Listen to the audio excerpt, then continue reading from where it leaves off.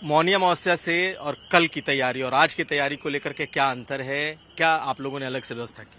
क्या सबक है? देखिए, मौनी अमावस्या को 29 जनवरी को जो प्रेशर पॉइंट्स थे जहाँ पे काफ़ी ज़्यादा भीड़ का दबाव था, वहाँ पे और एक्स्ट्रा डिप्लॉयमेंट हम लोगों ने किया है और वहाँ का विश्लेषण किया है कि पहले क्या किन कारणों से दबाव रहा है।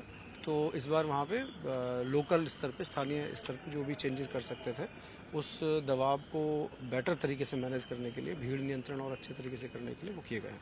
तो कौन कौन से ऐसे पॉइंट्स रहे जहां पिछली बारी बहुत जबरदस्त दबाव था और इस बार जो आपने स्टेप्स लिए? देखिए, कई जगह पे हमने स्टेट और सेंट्रल जो पैरामिलिट्री फोर्स हमारी है उसके डिप्लॉयमेंट में चेंज करके उन प्रेशर पॉइंट्स के चारों तरफ ज़्यादा लगाया है।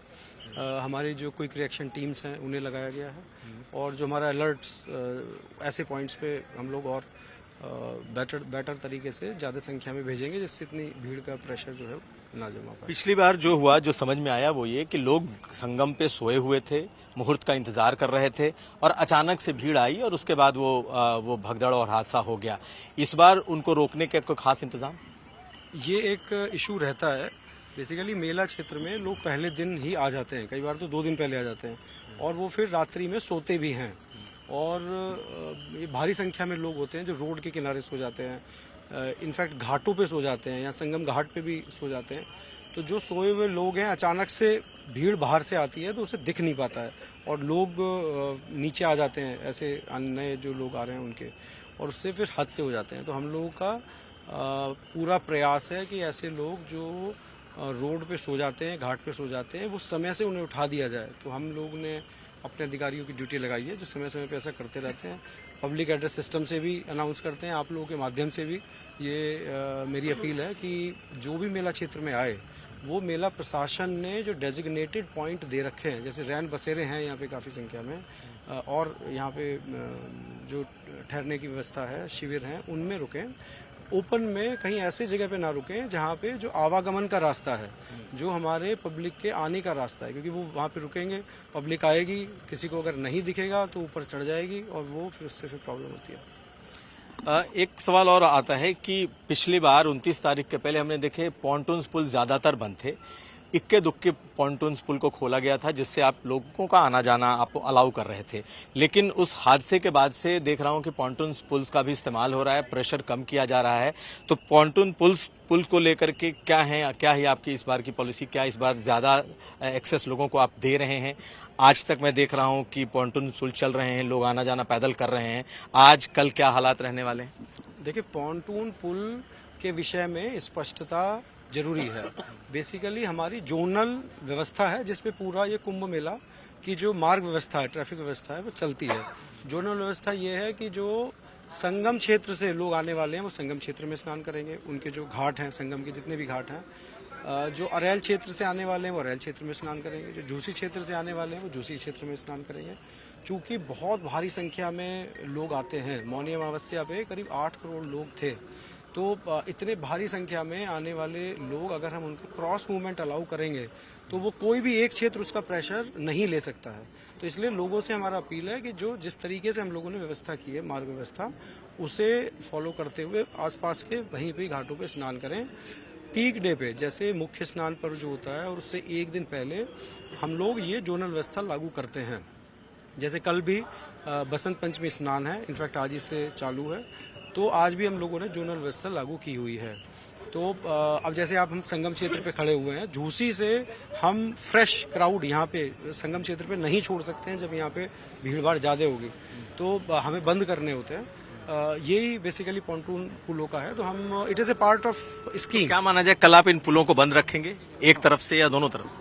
जो भीड़ जब होगी तो यस, हम लोग उसे बंद रखेंगे जिससे कि एक पर्टिकुलर क्षेत्र में ज़्यादा भीड़ का कंसंट्रेशन ना हो, और फिर जहाँ पे कंसंट्रेशन नहीं है वहाँ पे पॉन्टून पुल खोल के भीड़ को डाइवर्ट करेंगे।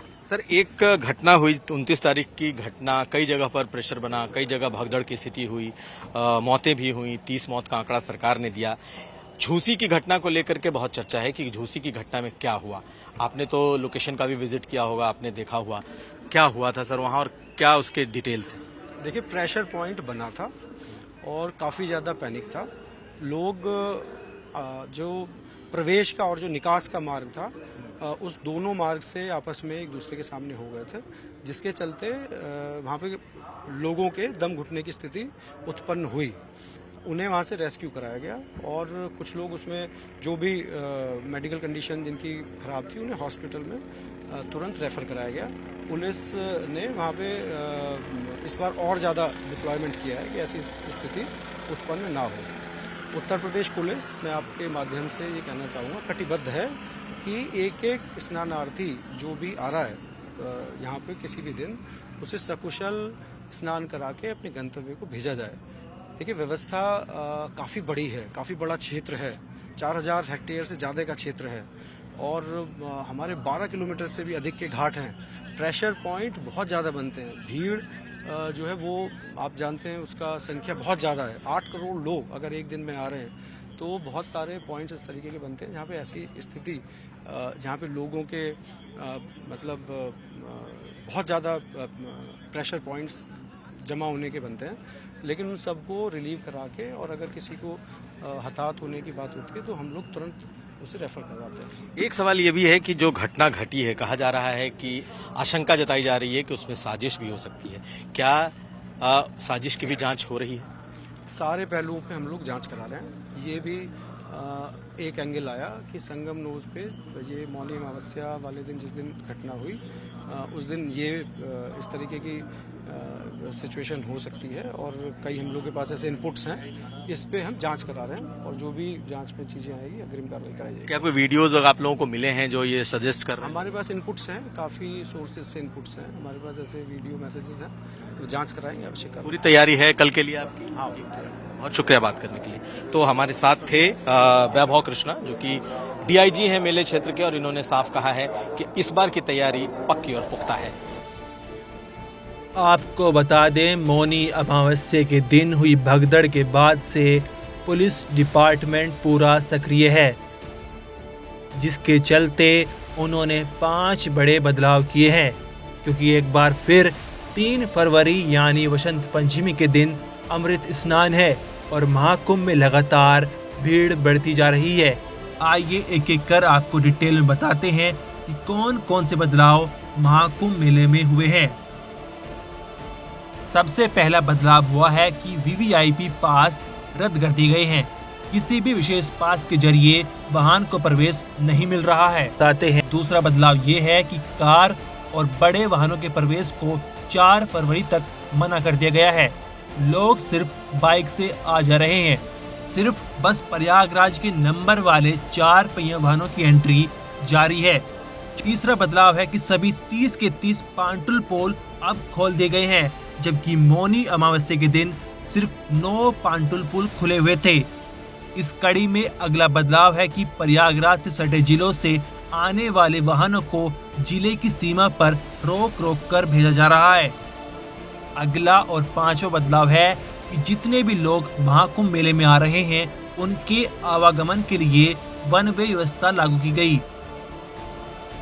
लेकिन सवाल यही है कि ये इंतजाम पहले क्यों नहीं किए गए थे? क्यों पहले वीआईपी को ज्यादा सुविधा दी गई थी? ब्यूरो रिपोर्ट, क्राइम तक।